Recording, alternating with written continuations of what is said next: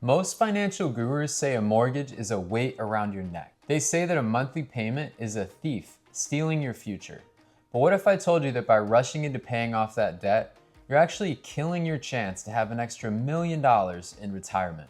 It's a controversial take, but today we're looking at the stagnant equity trap.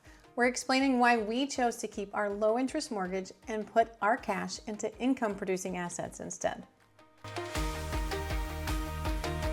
To really understand the opportunity cost here, we need to look at two different families.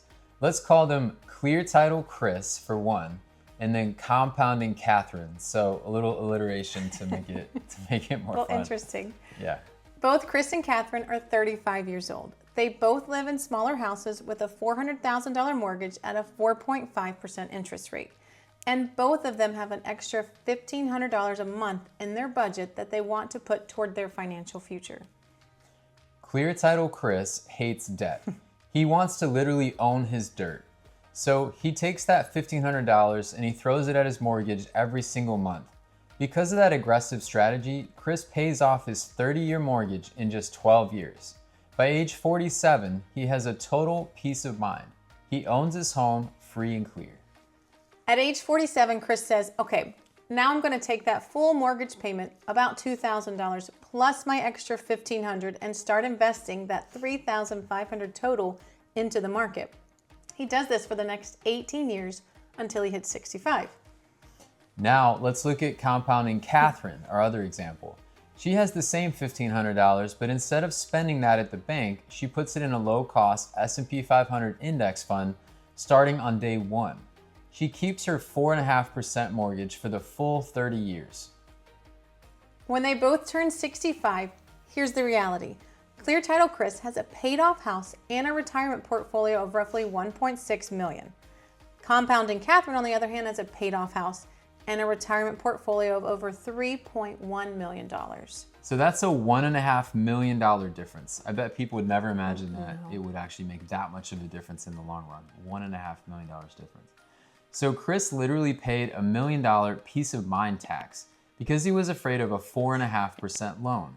He prioritized that feeling of being debt-free over the reality of being wealthy. Now, Catherine, on the other hand, she understood that her home equity was essentially dead money that wasn't working for her during peak earning years.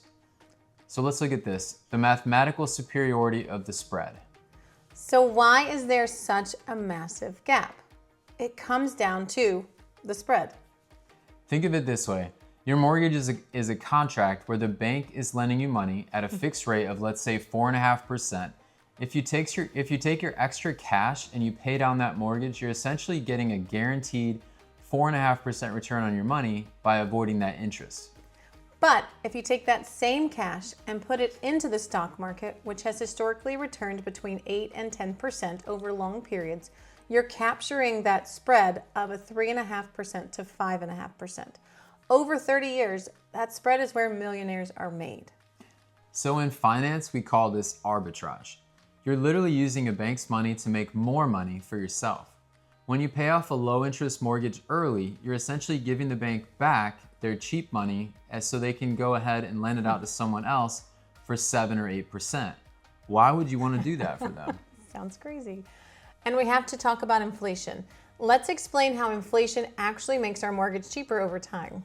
And I have to admit, this was something pretty cool that when we were doing the research for this video, I can't say I actually realized that this was happening, but it is pretty cool. So check this out. And honestly, a lot of people miss this, not just me. So it's like a nice little benefit of paying a mortgage. Inflation erodes the value of the dollar. This is something that we're all aware of, and it's been a big hot topic since COVID and all the inflation that happened after that. So if your mortgage payment is $2,000 today, for example, in 15 years from now, that $2,000 is actually going to feel like $1,200 in today's purchasing power because wages and prices have risen. While the cost of your debt is shrinking due to inflation, your assets, like your stock portfolio, are generally rising with or outpacing inflation. By keeping the mortgage, you are effectively shorting the dollar and going long on productive assets. That's definitely something I never really thought about it that way. No, So. You'd always think of inflation's like a negative, it's like a derogatory term. You don't want to say inflation When you say it's like, ooh. And even just like shorting the dollar, although the dollar is always going down in value, so it's actually not a bad way to look at it. Yep. Okay, let's talk about liquidity, the real safety net. One of the biggest myths about a paid off house is that it makes you safer. We actually argue the opposite. Equity in a house is illiquid. Exactly. If life hits hard, say you lose your job and all your wealth is tied up in your home's equity, you can't exactly go to the grocery store and pay with a handful of roof shingles. To get that money out, you either have to sell your house or apply for a home equity line of credit. And here's the kicker with that. If you don't have a job, the bank isn't going to give you a loan, regardless of how much equity you have. Now, look at Catherine's situation. She has a mortgage, but she also has a $500,000 brokerage account. If she loses her job, she has years of living expenses sitting in a liquid account. She can pay her mortgage, she can buy her groceries, and she can wait for the right career opportunity to kind of fall into her lap.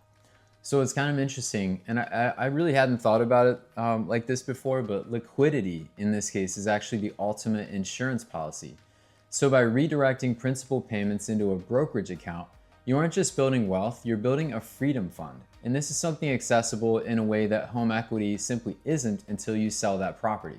Now we have to be honest, this strategy depends on where you are in your life and on your journey. We often talk about the wealth multiplier on this channel. If you're in your 20s and 30s, your money is like an incredible superpower, compounding time. Every dollar that you invest today could be worth 10 or 20 times that amount by the time you retire. If you use that dollar to pay down a 4% mortgage, it's like you're muting that superpower.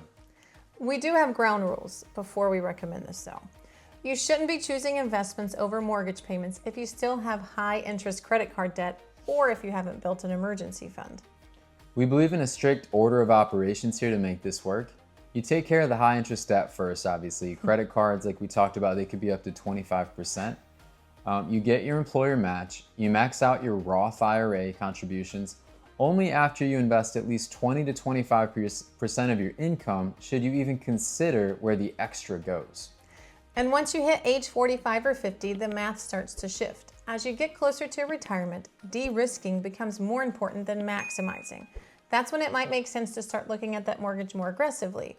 But in the wealth building phase, the mortgage is a powerful tool. Okay, so we know some of you are watching this and your stomach is literally turning. We can tell because of some of the comments that people left in previous videos that this is a hot topic. So, and we get it. We were all taught that debt is a danger, and it is.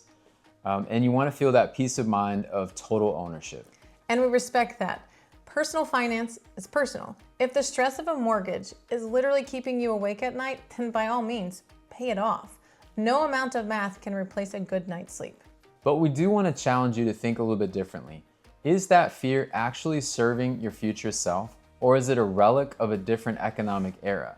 What we mean by that is, in a world where you're looking to borrow 4% and earn 10% in the market, is debt aversion, is that a luxury that might actually cost you 5 to 10 years of your working life?